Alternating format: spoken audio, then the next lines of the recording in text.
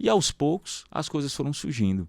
Os clientes foram entrando. E o meu primeiro Fernando, contrato... antes de tu falar do primeiro contrato, Hum, dentro desse meio tempo, tu já tinha uma área que tu queria atuar, né? Porque isso é uma dúvida muito, muito grande dos advogados que estão iniciando. Ah, eu preciso de uma área, eu preciso ser uhum, especialista em algo. E eu até falo para todo mundo, não tem certo ou errado, não comece do tem. jeito que dá. Verdade. Entendeu? O seu primeiro cliente, às vezes, não vai ser o cliente que você vai passar a vida toda e tudo mais. Comece do jeito que dá, porque é aquela coisa, no início tudo é mais difícil. Depois as coisas vão aparecendo, né? Você que é cristão, Deus vai abrindo as Vai portas, abrindo você as vai portas. executando Isso. da forma correta. Então, como é que foi? Assim, tu já tinha uma área definida, tu não tinha uma área definida? Ô, Caio, perfeito. Comece do jeito que dá, né? Eu acho o seguinte, se você é aquela pessoa que já tem uma área em mente durante toda a faculdade, não, eu quero direito criminal. Perfeito. Já comece no direito criminal e seja feliz, Sim. né? No meu caso, eu não tinha uma área que eu dizia, não, eu quero ser especialista nessa área o resto da minha vida. Não. O mercado de trabalho, ele vai escolhendo. Você vai sendo forjado, moldado para aquela área. Então vamos lá. Eu era estagiário da Justiça Federal. Então a gente pegava muita execução fiscal. Então era um trabalho que eu já fazia na Já Justiça Federal. sabia, né? Eu era estagiário também, quando eu comecei na Justiça Federal, no Juizado Especial. Então a gente pegava muitas demandas previdenciárias. Então eu comecei na área previdenciária e fiscal, na parte federal, né? Então essas foram as áreas que inicialmente eu tinha muitas demandas. Obviamente, vinha divórcio, que aí todo advogado faz. Um Uhum. divórcio, um inventário, né? Sim. Um alimentos, etc. Mas o direito previdenciário e o direito tributário, eu focava nessas duas áreas, Então, né? começou no previdenciário e Comecei no tributário. previdenciário e tributário. E, obviamente, eu sempre tive essa veia empreendedora, empresarial. E aí, na área empresarial, eu me identifiquei. Direito societário, direito empresarial, direito tributário. Essas áreas estão todas ali Coligadas, né? coligadas, né? Direito administrativo também, direito público. Então, o profissional, ele tem que ter uma visão ampla sobre as matérias. Obviamente, é importante a especialidade. Minha especialidade é Direito Civil e Empresarial pela Universidade Federal de Pernambuco.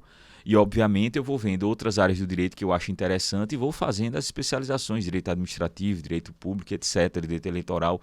Você tem que ver como é que está as suas demandas, seu mercado. Mas agora, né, já não agora, mas diante do tempo que eu tenho na advocacia, você, além de um advogado, você é um empreendedor.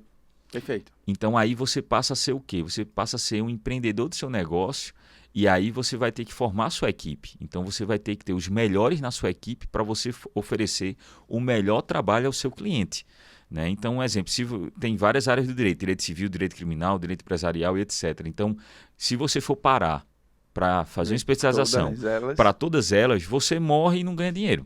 Porque você ainda está ali estudando, etc. Então, se especialize na área que você gosta, mas tenha a visão empreendedora para você poder formar um time de respeito, um time qualificado, Ó, Tom, um né? insight muito importante, tá? Isso é uma dúvida realmente que eu recebo bastante em muito evento que a gente vai, Fernando, nessa questão da área, tá? Então tem algumas formas de você determinar, mas o insight é realmente muito importante, turma. Comece por uma área, então, Isso, né? Escolha lá aquela que você mais se identifica, que você mais gosta de estar atuando, porque também não adianta você atuar numa área que você não gosta de não, atuar, né? Então atue naquela área que você gosta, que de fato também possa ser rentável, mas vai entendendo que ao decorrer do crescimento acontecendo, ao decorrer da tua trajetória, sempre esteja os melhores ao teu lado. Seja parceiro, seja colaborador, isso. com as especialidades atuais. Então, hoje, essa é o principal insight já aqui que eu posso trazer para você, jovem advogado, e o advogado que às vezes está pensando em trocar de carreira, né? Tem muita Claro, gente hoje que estuda para concurso e fica com medo muito, também de entrar na advocacia, né, de empreender na advocacia, porque o concurso é muito bom, tem diversas possibilidades aí, né? Hoje também conheço diversos advogados que começaram no concurso e depois mudaram, né? As últimas pessoas que passaram aqui no Rol Jurídico, tanto o Renato quanto o João, vários pessoas que passaram aqui, começaram dessa forma, começaram dentro de um concurso, mas aquela veia empreendedora sempre chamando isso. para advocacia, para ter cliente, para gerir um escritório, sempre estava ali. Então é muito importante para o jovem advogado entender isso. Veja, eu jamais diante de toda essa minha trajetória, e claro, quanto mais experiente, mais maduro, você vai entendendo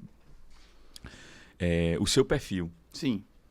Então, assim, o meu perfil jamais seria para concurso público, né? Porque eu gosto de me desafiar diariamente, né? O concurso público é muito bom, na verdade, estabilidade não existe, né? Muita gente fala, não, tem estabilidade. Não, não existe. Nem concurso público tem estabilidade.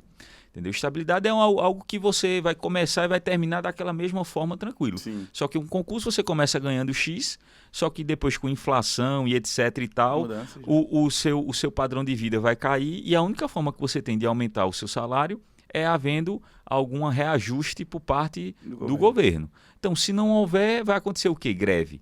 Então, ou você faz greve e espera a boa vontade do Poder Legislativo, Executivo para ter esse reajuste, Sim. ou então você vai fazer um outro concurso, né? No caso nosso de empreendedor, chegar no final do mês, irmão, e a conta não está fechando, aí você vai para a guerra de novo, arregaça as mangas, corre atrás, e é muito difícil você não voltar para casa com um contrato fechado, se você se dedicar, só depende de você. Então, isso é muito massa, entendeu? Esse é meu perfil, eu gosto de me desafiar e eu gosto de desafios grandes, né? Aquela história, sonhar pequeno, sonhar grande, é o mesmo esforço. Então, vamos sonhar grande, entendeu? E não vamos ligar para a crítica, né? Hoje em dia, as pessoas se incomodam com o seu sucesso, né? Então, é aquela situação, quer conhecer um amigo, não é numa situação de dificuldade, é numa situação de sucesso, de êxito, de vitória. Aí você vê o olhar dele, se ele está feliz com sua conquista. Não, né? Porque quando você está numa pior, aparece muita gente para dizer, não, se preocupe não, é isso mesmo, vai dar certo, etc e tal. Agora, quando você diz, estou bem, estou ganhando dinheiro, estou numa casa boa, estou viajando para o exterior, troquei de carro e tal, aí você vê quem está contigo. Sim. Porque aí, um exemplo, se você chegar e dizer que está mal, aparece muita gente para lhe consolar. Mas se você chegar a abrir a boca para dizer que está bem, aí tem gente que vai dizer, é exibido, é amostrado, entendeu? Tá soberbo e etc e tal. Então, ou seja, parece que infelizmente as pessoas têm uma mente de escassez. É assim que se fala, essa é a palavra, escassez, de mediocridade. E você não pode ter como parâmetro pessoas que pensam dessa forma, tem que mudar a frequência. E eu acredito muito em energia, entendeu? E energia, isso aí é física quântica. Né? Então, no momento que você diz eu posso, eu consigo, eu vou, vai dar certo, as coisas vão acontecer para que isso dê certo.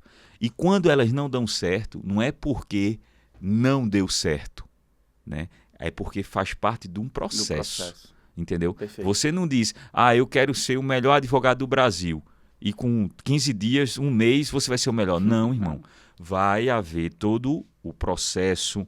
Os problemas. Vai ter os problemas, vai ter aqueles momentos que quando você vai para o próximo degrau, parece que tudo está dando errado, vai dar uma travada, você vai olhar para cima e vai dizer, meu Deus, e agora eu vou desistir? Não desista, continue. Eu digo sempre que quando você pensa em desistir, é porque você está no caminho certo. Aí é a hora de continuar. A hora de continuar. Porque a maioria desiste no meio desse processo. Porque as pessoas acham que tudo é muito fácil, tudo é muito simples. Olha para o vizinho, fantasia, né? Olha para o vizinho da Fernanda, a vida é muito boa. É porque Fernanda deve ter nascido numa família rica. Eu lembro, daqui a pouco a gente entra no assunto OAB, mas eu lembro quando eu fui candidato pela primeira vez a vice-presidente da OAB, começou a oposição jogar uma história que eu era filho de advogados, de uma grande banca de advogados de Recife. Que eu nunca tinha trabalhado, nunca tinha advogado. Amiga, eu sou filho de classe média, meu pai funcionário do banco, minha mãe professora. Eu nasci em Caruaru, minha família aqui de Caruaru, outra parte de Bonito, né? Montei meu escritório do zero, tinha 2 sócias, e aí a turma joga isso. Por quê? Porque as pessoas querem desmerecer toda a sua trajetória.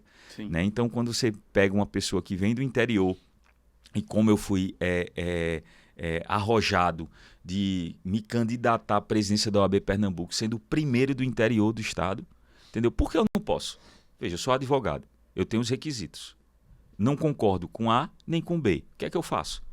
Eu vou para casa e apagar todo o meu legado de 12 anos de história, de trabalho em prol da advocacia, da sociedade, etc. Ou eu vou me submeter a algo que eu não acredito por interesses pessoais ou porque é o caminho mais fácil. Porque o caminho mais fácil é se aliar à OAB. Já estava todo mundo ali, é muito dinheiro envolvido e tal, e etc. Né? Mas eu aprendi o seguinte, que um líder de verdade, ele não faz o que é conveniente. Infelizmente, a gente vê hoje na sociedade muitos líderes que vão pela conveniência, entendeu? Não tem pulso, não tem altivez, não tem coerência com as atitudes. Então, não, isso aqui é mais fácil para mim, eu não vou pegar inimizade, eu vou ficar dentro dessa bolha aqui. Perfeito. Mas eu não. Eu disse, eu tenho 12 anos de história, trabalho muito, me dedico muito, tenho um legado, né, de 12 anos. Eu não vou pegar e me esquivar, me acovardar. E aí eu fui para cima. E aí a gente montou nossa chapa e fui candidato.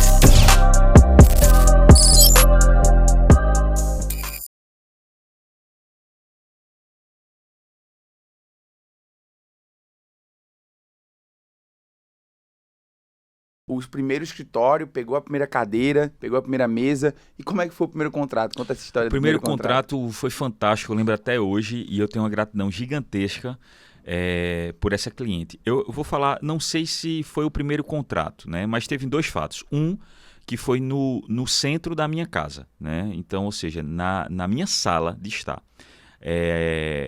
A menina fazendo o almoço, o cliente chega na minha casa, entendeu? Ou seja, profissionalismo zero, entendeu? Por Sim. mais que ela confiasse em mim, sabia a minha formação e etc e tal, mas você não fecha um contrato na sua casa, entendeu?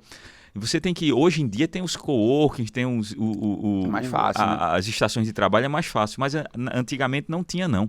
E antigamente não é há muito tempo não, estou falando em 2010, entendeu? A gente tá... 10, 15 anos atrás. 10, 15 anos atrás, enfim. Então, o primeiro contrato foi na minha sala, um contrato que, assim, hoje, se fosse hoje, meu Deus, eu estava feito na vida.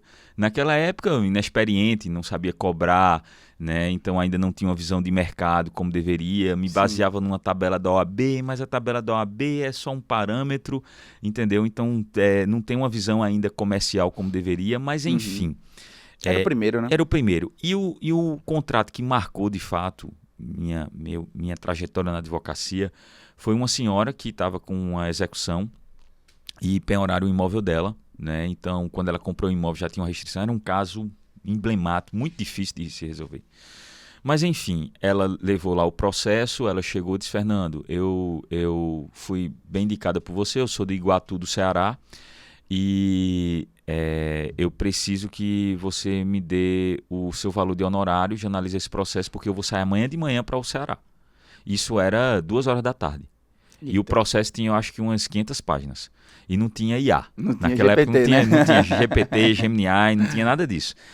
Aí eu disse, não, tudo bem. Nesse dia, eu tirei direto, não jantei. Estudei o processo capa a capa, fiz um relatório e saí, fui para o Grande Hotel, que ela estava hospedada lá, Sim. fazer entregar a proposta de honorários. E aí era um dos primeiros contratos da minha sociedade com Júlia e Rita. Sim.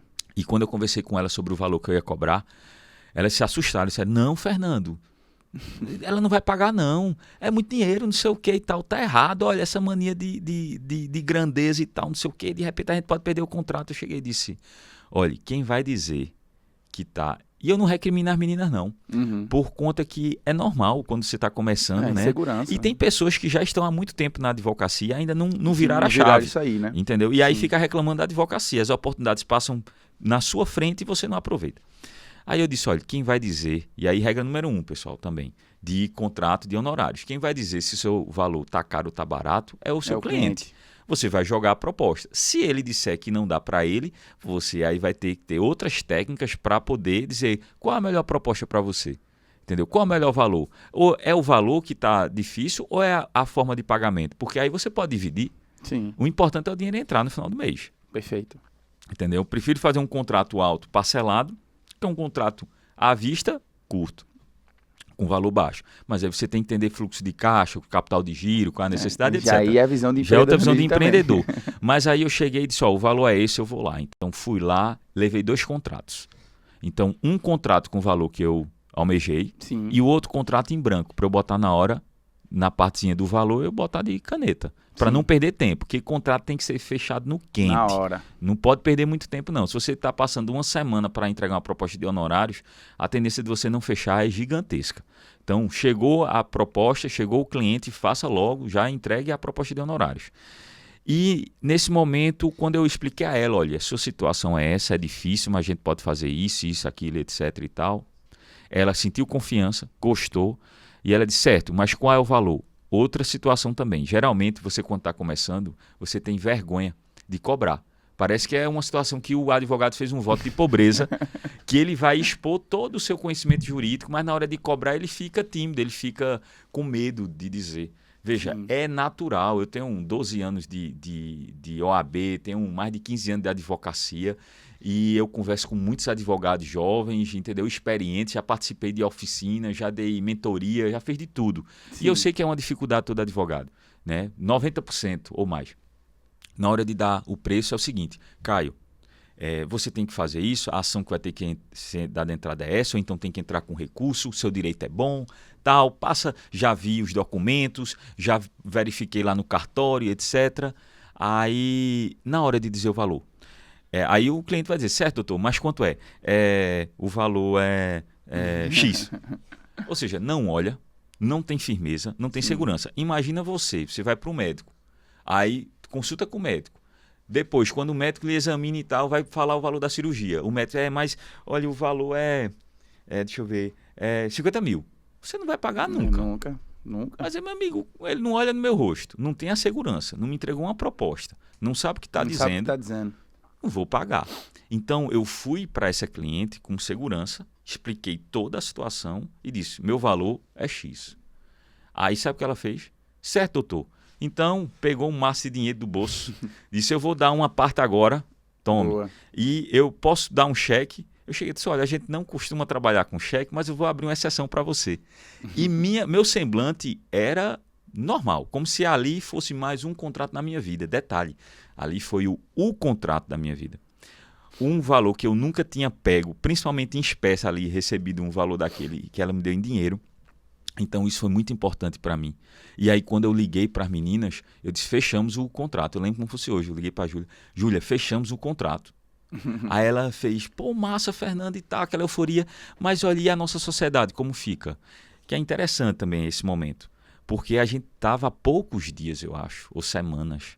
Entendeu? E de repente eu consegui um contrato bom. Alto, né? E na nossa negociação, que antes era o seguinte, na sociedade delas todo mundo ganhava por igual. Uhum. E eu disse, olha, está errado isso. Porque, veja, quem vai trabalhar, quem vai se dedicar, quem vai acompanhar o cliente, quem vai acompanhar prazo, quem vai ter que estudar o processo, etc., tem que ganhar um valor a mais. Com certeza. Porque na sociedade, então cada um tem que ter a sua participação. Então vamos fazer o seguinte, que eram 3 pessoas, quem fica com a causa ganha 60 e quem não fica, as outras 2, 20 e 20. Mas antes a gente pegava 10% para ser para o caixa do escritório e o restante dividia, 60, 20 e 20. Veja, essa conta é uma regra? Não, de forma alguma. Você tem que ver a sua necessidade e a sua realidade para ver os percentuais e como é a forma da sociedade. Porque, veja, tem um sócio patrimonial que entra com dinheiro, tem um sócio de serviço que entra com trabalho e outros tipos de sociedade, possibilidades, né? Enfim. Perfeito. Aí eu disse, não, continua do jeito que está a nossa sociedade, porque hoje eu fechei um bom contrato, mas amanhã são vocês.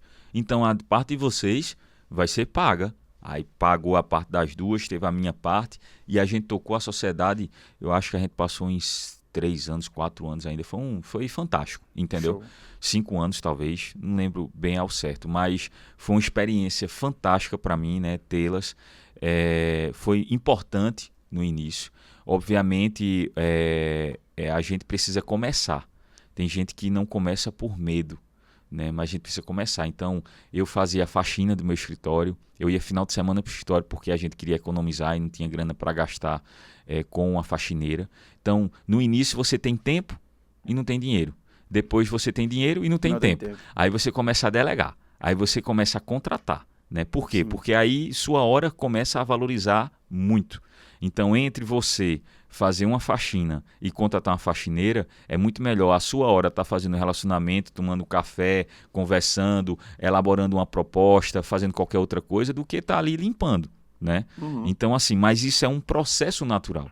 E uma coisa também é o seguinte, todos nós, empreendedores, a gente nunca pode perder a alma de aspirante. Né? O que é aspirante? É aquela pessoa que está sempre no batente, se dedicando, almejando evoluir na vida. Sim. Né? Então, você é um aspirante, quando é aspirante a coronel, a general, enfim, você está querendo mudar sua patente. Quando você chega num momento de sua vida que você diz, olha, eu não faço isso mais, porque eu já estou em outro momento. Veja, você aí está perdendo a humildade e a sua visão de aspirante, ela está sendo comprometida. Porque no momento que você diz, se eu tiver que limpar meu escritório, eu vou limpar, vou sim. Entendeu? Se eu, naquele momento, eu não tiver condições, não tiver dinheiro, acontecer alguma coisa, a gente volta para a estaca zero e começa tudo de novo e faz mais rápido. Porque você já sabe o caminho. Né? Então, assim, o nosso valor está dentro da gente. Ninguém tira. Ninguém tira. A minha essência, o que eu sou, ninguém vai roubar. Entendeu? O meu relógio, o meu terno, isso aqui é passageiro, é efêmero. Eu posso sair agora ali no estúdio e ser assaltado e levar, certo? Sim. Mas a minha essência, a minha forma de pensar, ninguém vai tirar. E geralmente, essa parte do contrato, para finalizar, então foram 2 contratos importantes na minha carreira, que com esse valor eu consegui. Aí comprei um tapete, né? Comprei um computador novo, né? Mas sempre guardando o dinheirinho ali. Então, nunca pegue o dinheiro que você ganhou dos honorários e gaste todo ele, viu?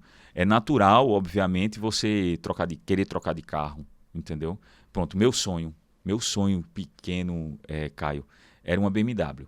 BMW branca. Esse era meu sonho. Inclusive, quando era pequeno, ver como é importante o pensamento e você desenhar aquilo que você deseja. Eu desenhei pequeno uma BMW com eu dentro. Pequeno, pô. Eu tinha uns 7, 8, 10 anos, eu acho e tal. E quando eu comprei minha primeira BMW, foi marcante para mim, que minha mãe mostrou o desenho. Disse, olha, tu lembra disso aqui? Eu dentro de um carro de terno, detalhe, eu me desenhei de terno, eu pequeno, desenhei de terno, dentro de uma BMW branca. Né? E aí, assim, até a história desse carro é uma história também fantástica. Mas, enfim, foi importante para mim, claro, comprei o carro que eu desejava e tal. Perfeito. Entendeu? Veja, ali, entre investir e comprar o carro, era melhor ter feito o quê? Investir. Hoje, com a cabeça que eu tenho hoje, eu não tinha comprado o carro, eu tinha investido. Mas ali era um momento que eu precisava também, né? Então, às vezes, obviamente, você vai comprar aquele seu sonho de consumo, né? E fazer uma como é que se diz? Uma conquista, né? Uma conquista, né? Mas faz uma... Agora fugiu o nome da palavra, mas enfim, uma extravagância, entendeu? Mas foi importante para mim, mas é importante que todo mundo que comece na profissão... Passar por essa sensação é muito boa, porque até porque você vai sempre querer mais, né? Você chegou naquele padrão de vida, você conseguiu atingir aquilo ali, você não vai querer mais regredir, você vai querer sempre estar sempre mais à frente. Né? Perfeito.